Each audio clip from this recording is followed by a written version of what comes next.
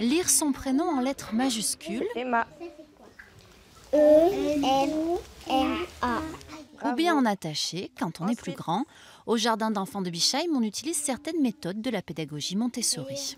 A-U-L. Une liberté d'enseignement et un accueil large, de 2 à 6 ans. Dans ces structures à cheval entre la crèche et la maternelle, les parents aiment surtout se simplifier la vie. C'est vrai qu'ils disposent d'une plage horaire assez relativement grande.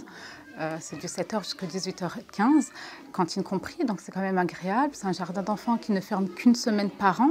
Donc il n'y a pas besoin de réfléchir et de courir après plusieurs structures. On fait les calculs entre l'école gratuite, mais où il faut rajouter le périscolaire, la cantine, la nounou, le centre aéré quand il y a les vacances, et le jardin d'enfants. Le jardin d'enfants revient moins cher que l'école. Moins cher, plus pratique. Depuis sa création en 1946, ce jardin d'enfants a toujours autant de succès. Mes parents et encadrants sont inquiets. Ils viennent de se regrouper en collectif.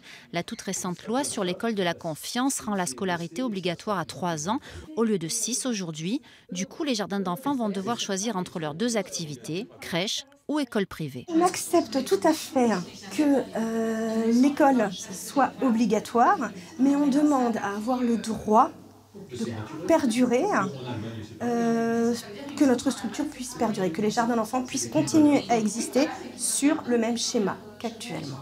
La disparition des jardins d'enfants aurait aussi des conséquences financières. À Bischheim, par exemple, impossible d'accueillir les 60 enfants du jardin dans les écoles de la ville. On n'a pas les locaux, on devrait embaucher les ATSEM, donc les aides maternelles, et l'enseignement devrait nous fournir également des institutrices ou des professeurs d'école, ça s'appelle maintenant, qui ont actuellement beaucoup de mal à recruter. Le collectif regroupe 8 crèches associatives. Il va maintenant rencontrer les sénateurs alsaciens avant que la loi n'arrive au Palais du Luxembourg.